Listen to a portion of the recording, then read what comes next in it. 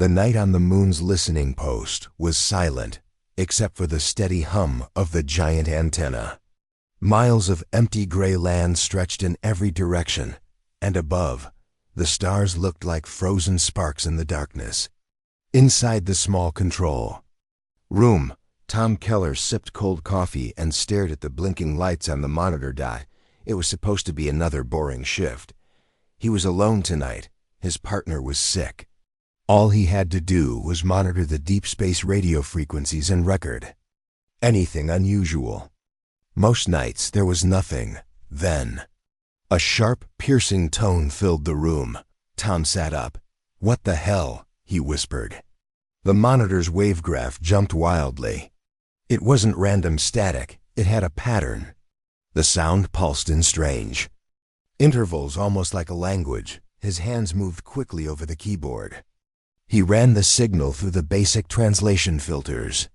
The software couldn't understand it, but it recognized a repeating structure. This wasn't just noise. This was a message. Tom pressed the come button. "Central, this is Keller on Lunar Station Delta 4. I'm picking up something unusual." The line crackled, then a tired voice answered. "Define unusual." "I think it's a transmission, definitely artificial." He sent the data packet. A few seconds later, the voice came back, sharper this time. "Keller, do not share this with anyone. Continue recording. We'll take it from here." The voice cut off. Tom sat back, heart pounding. Usually when they found strange signals, they were small fragments, echoes, or simple beeps from ancient probes. But this sounded alive. Minutes passed and the message kept coming. The words, if they were words, were harsh and fast, like someone speaking angrily in a language Tom had never heard. Then something strange happened. The pitch changed, and the pace slowed. Tom felt a chill run down his spine. For a second, it almost sounded like a warning. He turned the volume up. The voice had a cold, metallic edge. Even without understanding the words, he could feel the emotion, urgency, maybe even threat. The sound stopped suddenly. Silence. Tom stared at the monitor, waiting for it to return. Instead, another signal flashed on the screen, not sound, but coordinates. He frowned. The numbers meant nothing to him, but they were close. Dangerously close to Earth's system. Before he could process it, the station lights dimmed. His computer screen went black for 2 seconds, then flickered back on. Now the recording file was locked. Access denied. What is going on? He muttered. The next morning, on Earth, a meeting took place in a windowless room, deep under Washington, D.C. Around the table sat intelligence officers, scientists, and military officials. On the big screen, the strange wave patterns from the moon were replayed. "Are we sure this wasn't meant for us?" one officer asked. "No," said Dr. Elaine Brooks, head of the Linguistic AI Division. "The signal origin is over 200 light years away. It was sent toward another system. We just happened to be in the way." "Then why does it have coordinates close to us?" "That's the question," Elaine said, her eyes fixed on the data. Back on the moon, Tom received an encrypted message from Central. "You are to remain silent about last night's recording. Consider this a matter of planetary security." Tom laughed nervously. "Planetary security? You're joking." But no one replied. Hours later, a small, unmarked spacecraft landed outside the listening post. 3 people in black suits stepped out, their faces hidden by visors. They walked straight into the control room without knocking. One of them, a tall woman, spoke firmly. "You're coming with us." "Wait, what?" Tom stepped back. "You recorded something you shouldn't have. You're needed elsewhere." They didn't explain more. Meanwhile, Dr. Elaine's team worked to decode the message. They fed the sound through layers of AI language models, comparing it to known patterns of human and animal speech. Hours turned into days. Slowly, a partial translation appeared. She read it aloud to the team. "Enemy fleet advancing." Destroy them before they reach unknown. We strike at first light. The room went silent. Enemy fleet? One officer repeated. Yes, Elaine said. And they're not talking about us. But look at this section. She zoomed in on the coordinates. If their path is even slightly off, they will pass through our neighborhood. On the moon, Tom was brought to a hidden base beneath the surface, in a large chamber filled with glowing monitors. He saw something that made his stomach twist. On the central screen was a map of space, dotted with red markers. The red dots were moving. Those are ships, the tall woman in black said. Warships, not ours. Tom stared. That's a lot of ships. They are heading toward the system where the message was meant to go, she continued. But something else is coming here. We don't know if it's friend or enemy. And you think this has to do with the signal I found? Tom asked. We know it does. That night, Elaine got a surprise. The signal broadcast had changed. It was still the same alien language, but now there was a new line at the end. The AI worked on it for an hour before giving a translation. She read it. Slowly, her voice trembling. We know you hear us. Panic spread quietly among the higher levels of government. The public knew nothing, but behind closed doors, every satellite and defense system was on high alert. The signal came again the next day, louder, more focused. It was as if the sender had turned its attention directly toward Earth. At the lunar base, Tom couldn't sleep. He kept thinking about the tone of that voice, cold, commanding. Whoever they weren't sending greetings. Then, at 3:42 a.m. lunar time, his monitor lit up. The alien voice spoke again, but this time, the translation came through instantly. Do not interfere. Tom's throat went dry. He called the control center, but the line was dead. He tried sending a warning to Earth. Nothing worked. Every channel was blocked. The tall woman in black appeared at the doorway. They've jammed us, she said. Who? Tom asked. The ones who sent the message. They know exactly where we are. Before he could respond, the ground trembled. It wasn't an earthquake, it was the vibration of something massive. Entering lunar orbit. Tom and the woman ran to the observation deck. In the black sky, a shape emerged. It was unlike anything Tom had seen, long, jagged, covered in spines. The ship moved silently, but its presence felt heavy, like a shadow over the moon. The woman whispered, That's not human. On Earth, Elaine's team tracked the object. Every telescope locked onto it. The alien ship made no attempt to hide. It just hovered, watching. Then, another signal came in, but this one wasn't in code.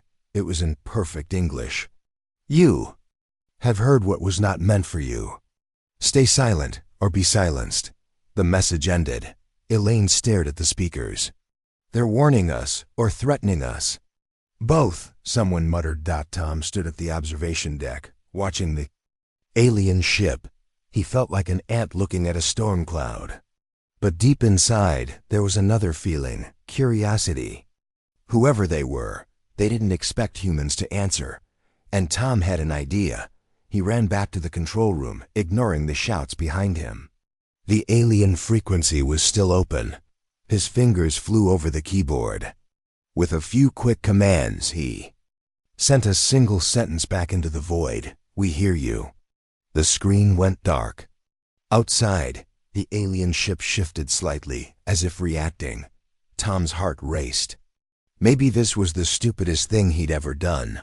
But somewhere far away, in the depths of space, something else began to move. The control room on the moon was silent after Tom sent the reply. We hear you. His fingers were still on the keyboard, trembling slightly. Behind him, the tall woman in black stormed in. What did you do? She demanded. I answered, Tom sighed. They spoke to us. I spoke back. Her visor hid her eyes, but her voice was tight with anger. Do you have any idea what you've just started? Before Tom could reply, the monitors lit up. The alien signal surged back, louder, faster, as if whoever was out there had been waiting for his response. The woman stepped closer to the screen. "They're sending something else. Get the translation system online." Tom's hands moved. Quickly, activating the decoding AI, lines of strange symbols appeared, scrolling rapidly. The AI struggled, halting every few seconds. Finally, the text froze. It was incomplete, but one sentence stood out clearly.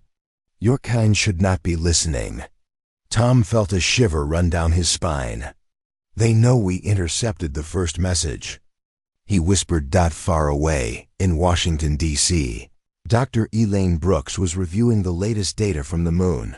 She leaned forward in her chair as the translation came through on her screen. "This confirms it," she said to the room. "They didn't just detect us, they're unhappy about it."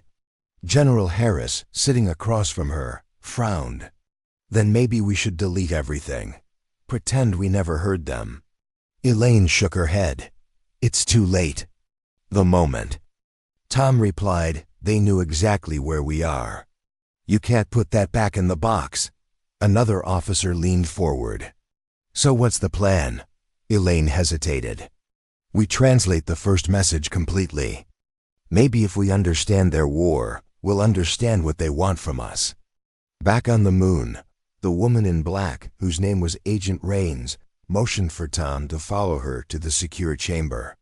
It was deep underground, filled with servers and glowing holoscreens. "This is our language lab," she said. "You'll work here now, and you'll work with them." In the far corner, two men sat at a console. They looked up as Tom entered. One was tall and thin, with sharp features, the other short and round, his eyes tired but bright. "I'm Dr. Maxwell," said the tall man. "This is Jonas. We're decoding what you picked up." Jonas turned to his screen. "The message is more complex than we thought. It's not just words, it's layered." "Layered?" Tom asked. Maxwell nodded. "It's like 3 conversations happening at the same time. One in plain speech, one in a coded pattern, and one hidden in the pauses between the words." Tom frowned. "That sounds impossible." "It's alien," Jonas said simply. Hours passed. The room was filled with the quiet hum of machines and the low voices of the decoding team. Tom worked on isolating sections of the audio, while Maxwell's AI compared the patterns to thousands of human and animal languages. Slowly, pieces began to make sense. Enemy fleet advancing. Destroy before they reach. Coordinates, Sector 8 to 5. Rains leaned over Tom's shoulder. "Sector 8 to 5 is near Proxima Centauri," she said. "That's practically our neighbor," Jonas typed quickly. "If this is right, the enemy fleet will pass close enough to detect Earth in a matter of weeks." The room went still. Tom swallowed hard. "So, we're caught in the middle of someone else's war." Maxwell's voice was grim. "Worse. If they think we're aligned with one side, we become a target." Meanwhile, on Earth, Elaine's team picked up a second alien broadcast. This one was not directed at Earth. It was meant for the original recipient of the first message. The AI translated more confidently this time. "They have heard us. They are listening. Remove them from the path." Elaine stared at the line, her stomach tightening. "They're talking about us," she whispered at the lunar lab. Tom took a break and stood by the small viewing port. The alien ship still hovered in orbit, its jagged outline cutting into the stars. It hadn't moved closer. Yet, Rains joined him. "It's watching us, waiting to see what we do next." Tom asked, "Do you think they'll attack?" She didn't answer. Instead, she said, "They're not the only ones who heard your reply." He turned sharply. "What do you mean?" "There are others out there, other factions. Once you spoke, they knew there was another voice in the dark. You may have just announced Earth to the entire neighborhood." That night, while the others worked, Tom received an encrypted message on his console. It wasn't from Earth Command. It wasn't from the alien ship outside either. The message read, "If you want To live, do not trust the first voice. Tom's heart pounded. He quickly checked the signal origin. It was faint, coming from far beyond the alien ship's position. Somewhere deeper in space, he showed Rains. Her eyes narrowed. "A third party," she muttered. "Which means this war isn't two-sided. It's bigger." The next day, Maxwell's team completed more of the translation. They discovered something shocking hidden in the background code of the first message. It wasn't just orders for war. It was a list, names, no species. And one of them was Homo sapiens. Tom stared at the glowing letters. They already knew about us. Jonas shook his head. Or they were warned about us. Either way, we're on their radar. Before they could react, alarms blared through the lunar base. The alien ship outside was moving fast. It dropped into a lower orbit, closer to the moon. Elaine's voice came over the emergency channel from Earth. "We've just intercepted a final line from them." "Hold position." "Final line?" Rains asked. Elaine read it aloud. "Prepare for boarding." Within minutes, a beam of pale blue light extended from the alien ship to the moon's surface. It cut through the thin dust and atmosphere like a solid pillar. Tom backed away from the viewing port. "What is that?" Maxwell's voice shook. "A transport beam." "They're coming in." The team scrambled. Armed guards took positions at the main entrance, but Rains ordered them to hold fire unless attacked. The beam faded. In its place, 3 tall figures stood in the lunar dust, their bodies encased in black, segmented armor. Their heads were covered by smooth, mirrored helmets. "They're not showing weapons," Rains said. "Not yet." The figures entered the base slowly, their movements precise. The lead alien spoke first, in a voice that was deep and strangely melodic. The eye translated instantly. "You have heard the war call. You have replied. You will answer for this." Rains stepped forward. "We didn't mean to interfere." The alien tilted its head. Intent is irrelevant. "The message you heard was a trap for our enemies. You have made yourselves visible to them." Tom's pulse raced. "So what happens now?" The alien's mirrored face turned toward him. "Now, you survive or you do not."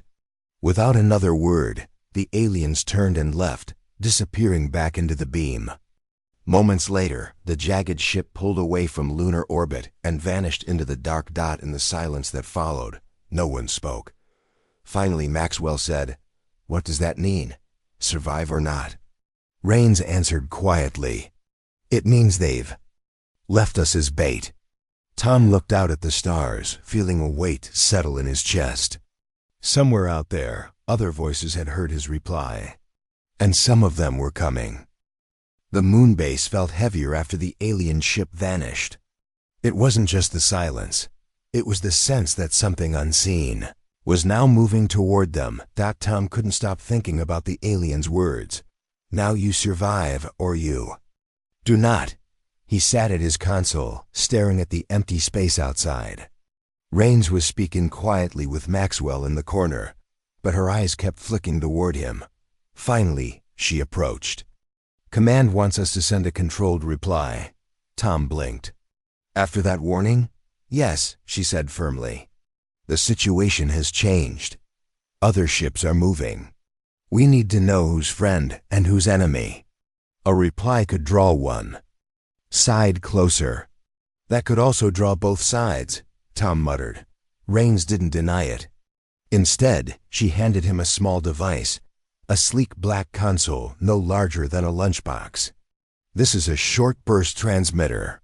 It sends on the same frequency as the alien war message.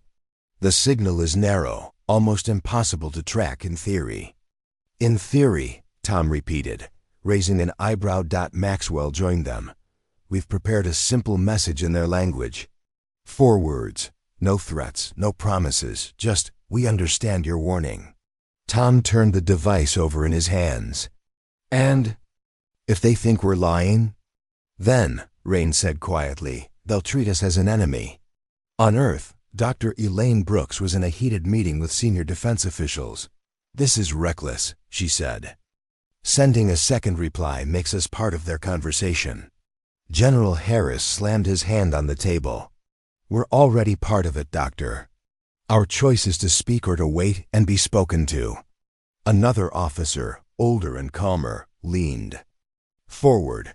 "If we say nothing, we remain in the dark. If we reply, we at least get a reaction. Right now we know nothing about their intentions." Elaine closed her eyes for a moment. The truth was, both options were dangerous. Silence felt safe, but only in the way that hiding in a dark room feels safe, until the door opens. Back on the moon, Tom activated the transmitter. The device hummed softly. He keyed in the coordinates and message Maxwell provided. Before pressing send, he hesitated. "If I do this, there's no going back." Rains gave a single nod. "We're already past that point." Tom pressed the Kimbe button. The transmitter emitted a faint pulse, then went silent. No lights, no sound, just an empty console. "Message sent," Maxwell confirmed. "Now we wait." The wait lasted only 40 minutes. At first, the signal came as a faint echo on the outer sensors. Then it grew stronger, a new voice, but still in the alien language. The translation AI worked fast this time. The words appeared on the screen. "Then prepare to prove it." Jonas frowned at the text. "Prove it? Prove what?" Before anyone could answer, the moon's early warning system began to scream. Multiple objects were entering the solar system at high speed. Their trajectories were direct, straight toward Earth and the moon. Rains turned to Maxwell. "Can we identify them?" Maxwell's hands flew over the keys. "They're not the same. Design as the jagged ship, sleeker, faster, smaller, could be scouts." "Scouts for which side?" Tom asked. No one answered. On Earth, Elaine's team tracked the objects, 6 in total. 3 split off toward Earth's orbit, the other 3 toward the moon. Elaine's voice over the comm was steady but tense. "Lunar. Station Delta 4, prepare for possible contact. These ships are not responding to hails." Tom felt his pulse climb. Not responding sounds bad. Rains was already issuing orders to the security team. "Seal all non-essential sections. Arm defensive turrets. No one fires unless I give the order." The first scout ship appeared 20 minutes later. It was sleek and silver, with sharp angles and a single glowing strip down its center. It moved like a shark in water, smooth, deliberate, and confident. Tom watched it through the viewing port. "It's beautiful," he admitted, "and terrifying." The ship stopped about 100 meters from the base. A beam of soft white light swept over the structure, scanning it from top to bottom. The air in the control room felt charged, like the moment before lightning strikes. Then a voice filled the room. It wasn't in English, but the AI translated instantly. "You heard the enemy. You replied. Now you choose a side." Rain stepped forward. "And if we refuse to choose?" There was a pause. Then the voice said simply, "Then you are prey." The white light beam vanished, and the ship began to circle the base slowly. Outside, 2 more scout ships joined it. Their movements perfectly synchronized. Maxwell whispered, "They're testing us." "Or surrounding us," Jonas added. Suddenly, one of the ships fired a thin red beam at a nearby rock formation. The rock exploded instantly, sending shards across the lunar surface. Tom swallowed hard. That wasn't a test. That was a warning. On Earth, the 3 ships in orbit began a similar display, targeting uninhabited satellites, vaporizing them with pinpoint accuracy.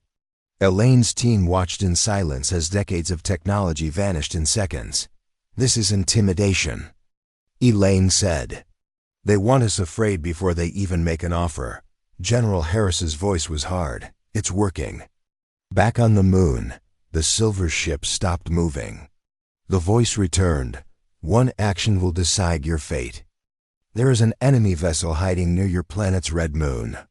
Destroy it for us, and you live." Rains exchanged a sharp look with Maxwell. "Mars," she said. "They mean Mars." Tom's voice was low. "And if we refuse?" The voice answered immediately. "Then you will be the first target when the war comes." The decision was made in minutes.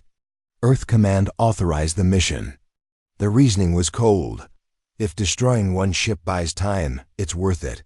Within hours, a human strike craft launched from lunar orbit toward Mars. Tom wasn't a soldier, but Rains insisted he come along. He was the one who made contact. The journey took 3 days. During that time, the Silver Scouts followed at a distance, like silent escorts or prison guards. When they reached Mars, sensors picked up the target.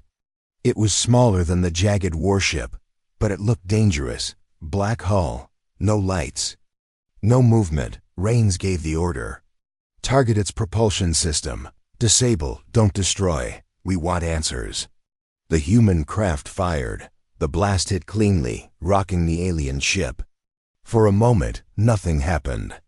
Then, without warning, the black vessel lit up, not with weapons, but with a signal dot. It was the same frequency as the first alien war message. But this time, the words were different. The eye translated. "We did not send the call."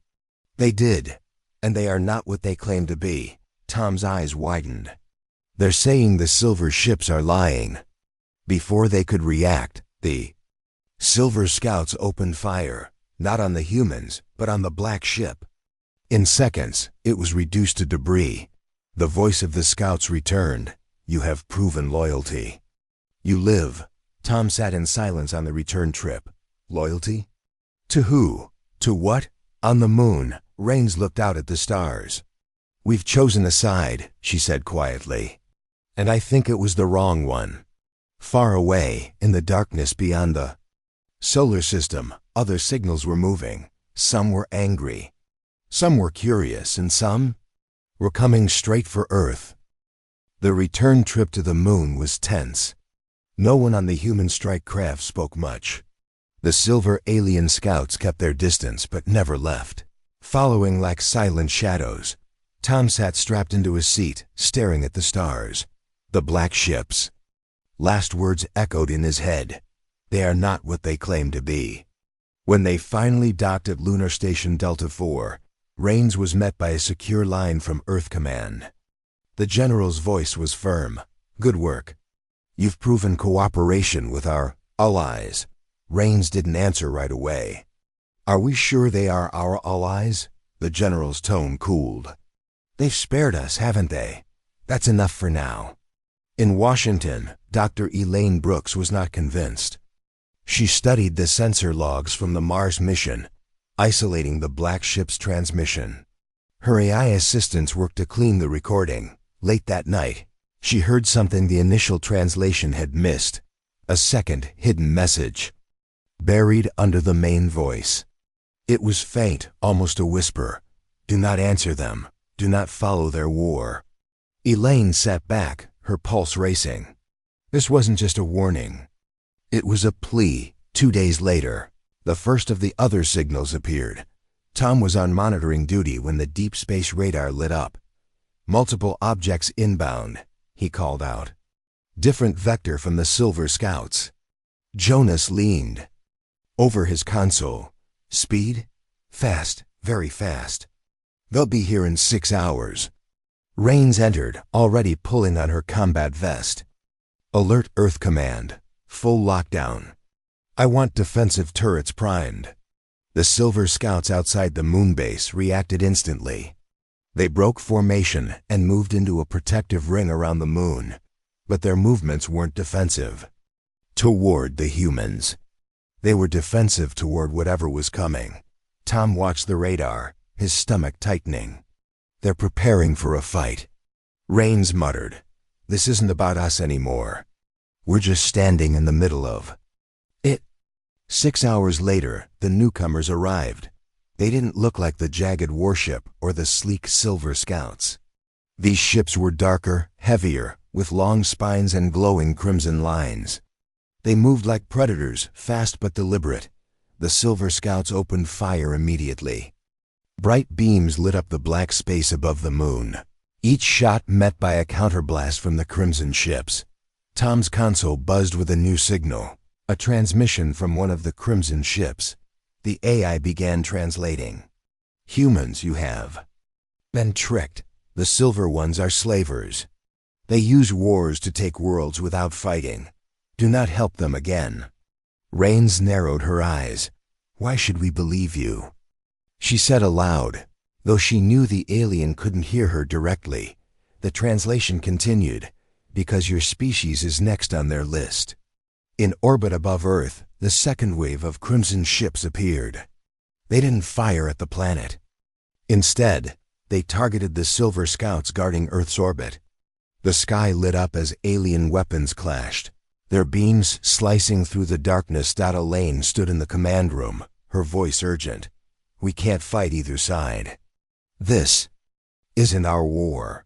We need to shut down all transmissions before." She didn't finish. A blinding flare lit up the view screen as one of the Silver Scouts exploded in orbit, its fragments burning through the atmosphere like falling meteors. On the moon, the battle drew closer. The base trembled under shockwaves from nearby impacts. Tom gripped the edge of his console.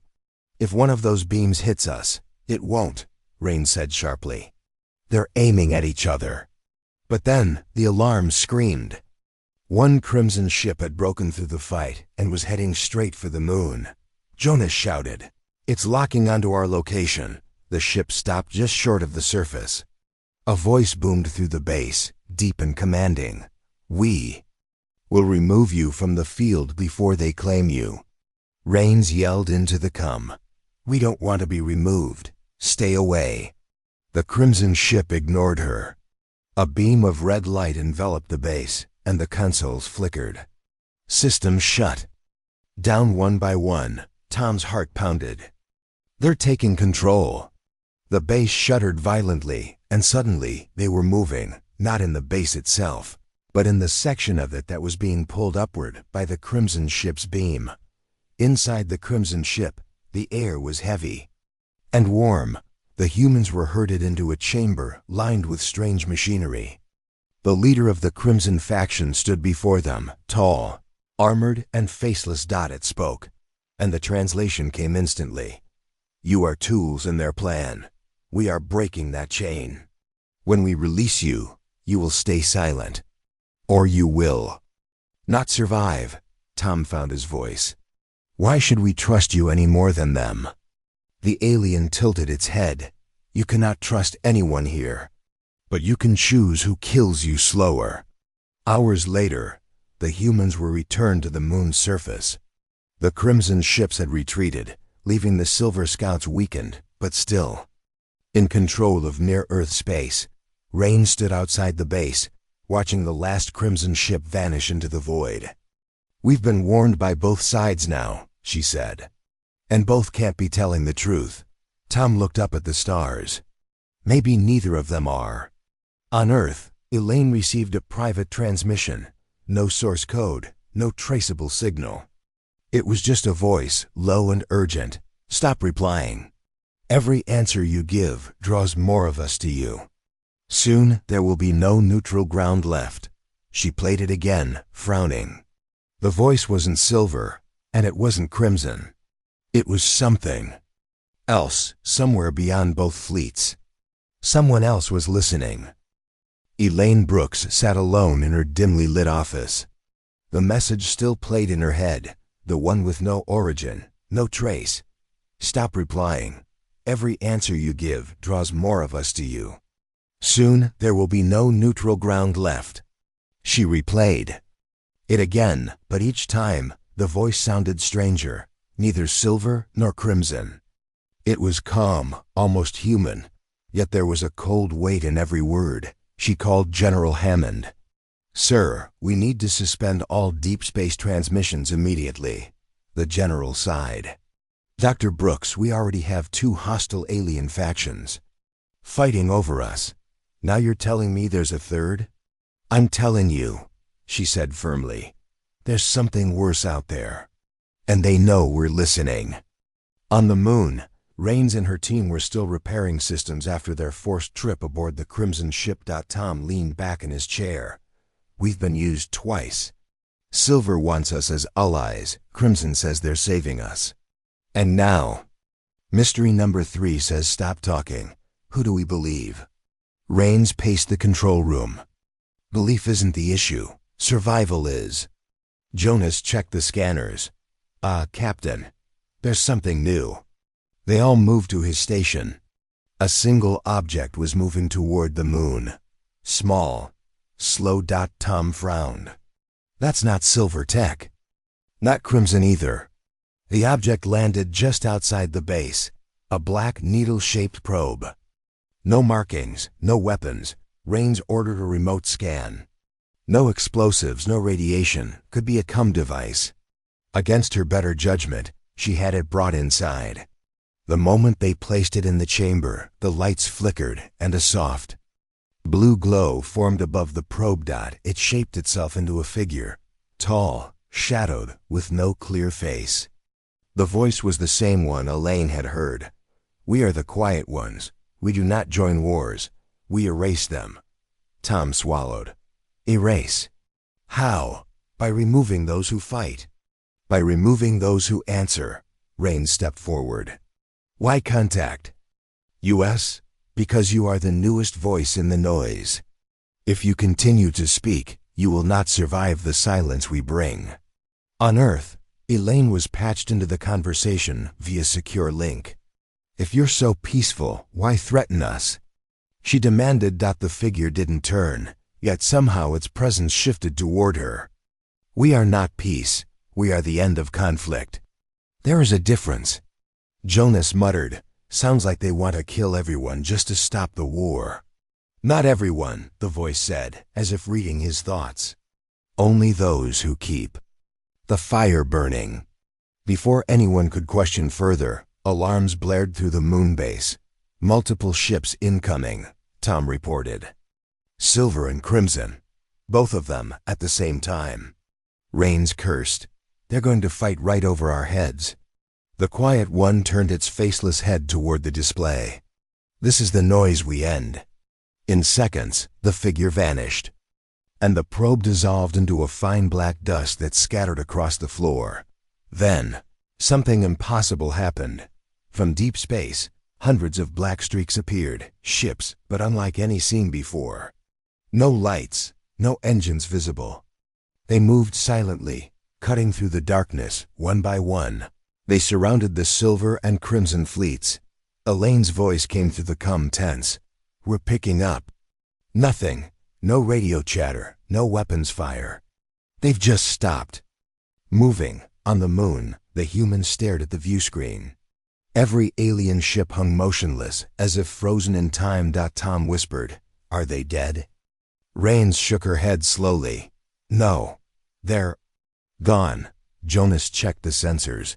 No life signs. Not Silver. Not Crimson. Not even debris. Elaine's voice cracked through the silence. All ships in orbit. They're just not there anymore. The quiet ones took them. The next day, the skies were empty. Earth's orbit was clear. No alien signals. It should have been a victory. But the way it happened left a hollow feeling. Rains called a secure meeting with Elaine and the general. We need to know if we're next. The quiet ones warned us to stop speaking to space. If we stay silent, maybe they leave us alone. The general leaned forward. And if we don't? Elaine answered quietly. Then we become part of the silence. Weeks passed, no alien contact. No battles. Humanity slowly returned to its normal routines, though space monitoring never stopped. But one night, Tom noticed something strange on the moon's far side sensors. Faint pings, almost like echoes.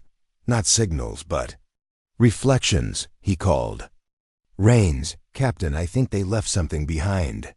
She studied the readings. The pings formed a pattern, 3 circles, slowly rotating around Earth. Elaine joined the feed from Washington. Those aren't orbits. Those are boundaries.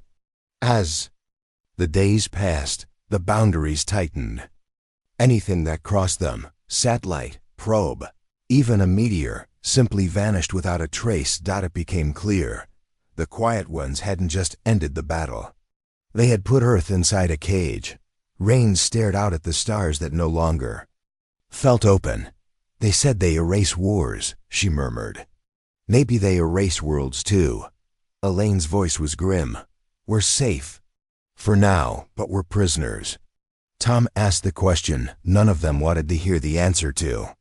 Captain, if they control the cage, do they decide when it closes? Raines didn't reply. She didn't need to.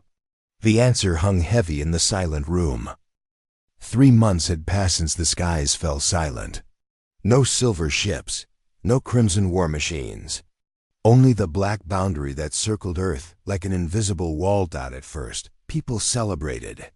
The war was gone. Space was quiet. But for scientists and military leaders, that quiet felt like a warning. Inside the underground command center, General Hammond leaned over a holographic map of the boundary. We need to know what's beyond it. We can't sit here and hope the Quiet Ones don't change their mind. Dr. Elaine Brooks crossed her arms. If they find out we're testing the cage, they might erase us. That's not a theory, that's a promise they made.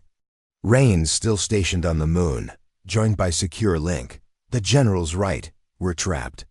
If we don't look for an exit, we're already dead. We just haven't noticed yet. The plan was simple but risky. Send an unmanned probe toward the boundary, disguised as space debris, to see what happened when it crossed.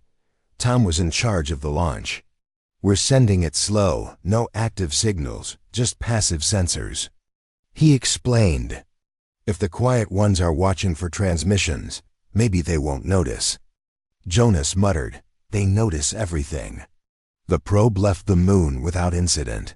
For hours, it drifted toward the invisible line. Raines and her crew watched in tense silence. Elaine monitored the feed from Earth. At exactly 2:13 a.m., the probe touched the boundary. For a second, nothing happened. Then the signal went wild, static, bursts of strange symbols, and a deep, low sound like a faraway hum. Elaine frowned. That's not the Quiet One's signature. It's something else. Jonas pointed at his screen. Wait, the probe's still there. It didn't vanish. Raines leaned closer. And it's moving through? The feed cleared for a brief moment, showing something beyond the boundary. Stars, yes, but also dark shapes. Massive structures drifting in space. Some looked broken, others whole, glowing faintly like embers in a dying fire. Tom whispered, that's not empty space. That's a graveyard. Before they could study it further, a sharp, high-pitched sound filled every channel. The probe's camera swung violently, catching a shadow that moved faster than anything they had ever seen. Then, the feed cut. Elaine's voice was tight. Something destroyed it. And it wasn't the Quiet Ones. 2 days later, the Quiet Ones spoke again. Not through a ship, but directly into every human communication device, phones, radios, even unpowered screens flickered to life. The faceless figure appeared. You have touched the silence. You have awakened those who sleep. Hammond slammed a fist on the table. What's outside your wall? Who are those? The ones we keep from hearing you, the voice replied. If they come, there will be no wall strong enough to hold them, Raines asked. Then why not tell us before? Because you would have tried to speak to them. That night, Raines couldn't sleep. She kept replaying the image of the graveyard beyond the boundary. She decided to dig into the probe's corrupted data, hoping something survived. Hours later, she found it. A single frame, almost invisible in the noise. It showed a massive, jagged ship, easily the size of a small moon. Across its hull were markings, not alien runes, but something disturbingly close to human writing. The letters were faint, but she could read them. Arc 7, Rains called Elaine immediately. This isn't just alien territory. There's human tech out there. Old tech. Elaine was silent for a moment. That's impossible. Humanity has never traveled beyond Mars. Unless, Rains said, someone else did. A long time ago. And no one came back. Before they could discuss further, the moon base detected movement, not from outside the cage, but inside. Small, dark shapes were slipping through space, heading toward Earth. Jonas checked the readings. Not quiet ones, not silver, not crimson. Tom stared at the screen. They're fragments, pieces of ships. But they're moving like they're alive. In less than an hour, the fragments reached low Earth orbit. One of them broke apart over the Pacific Ocean, raining glowing shards into the water. From coastal cities, people reported strange lights rising from the sea that night.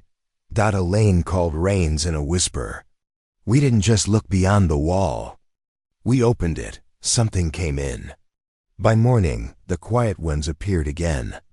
But this time, their tone was different, urgent. Leave the waters. Leave the dark places. They are not yours now. Hammond stepped forward. If you want to protect us, then protect us. Destroy them. We cannot, the quiet one said. They were once yours. You must choose whether to welcome them or bury them. The message ended, leaving Earth in chaos. Some believed the returning fragments were survivors of some ancient human mission, finally coming home. Others feared they were something else, something changed. Rain stood at the moon's viewport, staring at Earth's glowing oceans. If they're human, she said softly, they've been out there a very long time. And nothing survives that long without becoming something else. Elaine's voice came over the channel, low and troubled. The quiet ones built a cage to keep us safe. But maybe it wasn't just to keep things out. The fragment hit Earth's atmosphere silently, like a falling shadow. It landed in a remote desert, leaving a crater that smoked lightly in the morning sun. Rains and her team were in orbit when the sensors picked it up. Tom squinted at the readings, life signs inside, and it's human. Rain's eyes widened. Human? But this came from beyond the quiet one's boundary. Jonas shook his head. That doesn't make sense. No human has been out there, at least not anyone we know. The recovery team moved quickly. The capsule's surface was blackened, scratched but intact. As they pried it open, a weak voice called out, "Water. Please." The humans inside froze.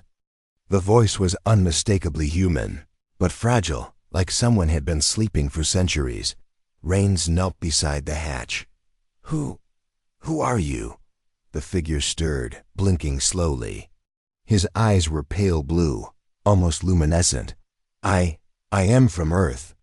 But long ago. Very long ago." Tom frowned. "Long ago? How long?" The man coughed. "Too long. I do not remember everything.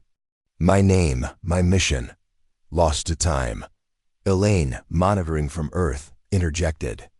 "Captain Rains, how is that possible?" "The quiet one's boundary shouldn't have let anything through, not even a living human," Rains replied, her voice low. "Maybe it wasn't the boundary. Maybe they let him come. For a reason." The recovered human was moved to a secure lunar lab. Scientists ran scans. He was alive, breathing steadily, but his body had aged unusually. His muscles were thin, his skin almost translucent, yet he did not look dead. Tom watched from the observation window. "He survived. How?" Elaine shook her head. "I don't know. Maybe something outside the boundary preserved him, or maybe time doesn't flow the same way there." Over the next hours, the man, who began calling himself Eric, tried to piece together his memory. "I remember a ship. We called it Arc 7, he said slowly. "It was humanity's attempt to leave the solar system, we thought. We were fleeing some war." Rains frowned. "What war? This was thousands of years ago." I don't know how long ago it was. Time, it bends differently out there. We traveled far, hoping to find safety. But something followed us. Something bigger than any of U.S. imagined, Jonas whispered. Something like the Quiet Ones? Eric's eyes widened. Yes, and more. There were forces beyond the Quiet Ones, ones that sleep. We saw them. We tried to avoid them, but I got lost. The ship. It fragmented. Most of us did not survive. Tom asked cautiously, "Then why are you here now?" Eric's gaze turned distant. "Because someone wanted me to return. Or someone let me return." I remember lights, black shapes, moving like shadows. They were neither our allies nor our enemies, not exactly. Rains clenched her jaw. So Earth is caught between 3 factions, and now something else? Yes, Eric said quietly, and you have drawn attention. That is why the Quiet Ones spoke, and why the fragments moved into your orbit. They feared what I carry inside me. Elaine interjected urgently. What do you carry? Eric shook his head. Not a thing. A memory, knowledge, a warning. The Quiet Ones preserve silence for a reason. Out there, beyond the cage, something waits. They do not want us to wake it. The lab fell silent. Tom finally said, "So we open the cage, send one probe, and nearly everything outside stirs. And now you arrive, a living human from the past with knowledge of what's coming." Eric nodded. "Yes, and you must decide quickly. If humanity reaches beyond the cage again, we may awaken it fully, and the Quiet Ones cannot stop it." Rains asked sharply, "Then what do we do? Hide forever?" Eric's pale eyes glimmered. "No, you survive by thinking, by being careful. You do not fight blindly. And you do not answer the wrong voices. Silver, Crimson, they are not your enemies. Not yet, but the one that sleeps?" He paused, struggling to find the words. "It does not forgive." Meanwhile, Earth Command debated. Some wanted to destroy the Quiet One's cage, believing they could fight whatever lay beyond. Others, like Elaine, urged caution. Elaine's voice was steady, but urgent over the intercom. "We have a chance to survive because the Quiet Ones left this boundary. They warned us, preserved us. If we act recklessly, we trigger something we cannot stop." General Hammond slammed his hand. "We can't just sit and do nothing. We have to act." Elaine shot back. "And if you act, you may doom everything, including the planet." Back on the moon, Eric wandered the observation deck. He gazed at Earth glowing softly in the distance. "I remember my crew, my friends. They trusted me. I led them into the stars thinking we could survive. But we weren't ready. Humanity was too young, too small." Tom asked quietly, "Do you think we are ready now?" Eric shook his head. "I do not know. But I know one thing. Curiosity can kill worlds if it isn't tempered with caution. You have curiosity. Do not let it blind you." Rains stepped beside him. Then what now? Eric turned to look at her, his face pale but firm. "Now you watch, learn, and wait. Because what sleeps out there is older than the Quiet Ones, and it remembers everything humanity has done." For the first time in months, the moonbase fell silent. Not from threat, not from battle, but from the weight of knowledge. Tom leaned against the console. "We survived. Silver, Crimson, the Quiet Ones, and now this. What else could possibly come?" Eric's voice was barely a whisper. "Everything and nothing. Both. The universe is waiting. And we are not yet ready to answer." Outside the viewport, Earth rotated slowly, peaceful in appearance, hiding the danger that now watched them. From the darkness beyond the cage, the suspense wasn't over. Humanity's future depended on patience, observation, and careful choices. One wrong move, and the Quiet One's cage could shatter, and with it, everything humanity had left. The moonbase was quiet, yet heavy with tension. Eric had been awake for hours, pacing the observation deck. His pale eyes kept darting toward Earth, as if reading the planet's heartbeat. Rains joined him. We've studied the cage for months. Probes, scans, simulations, nothing moves. And yet you say the threat is real. Eric nodded slowly. The Quiet One's warning was clear. Patience is survival. But the fragments, the probe, every signal we sent stirred it. The one that sleeps is aware of curiosity. And curiosity is humanity's nature. Tom stepped beside them. So what do? Wait forever?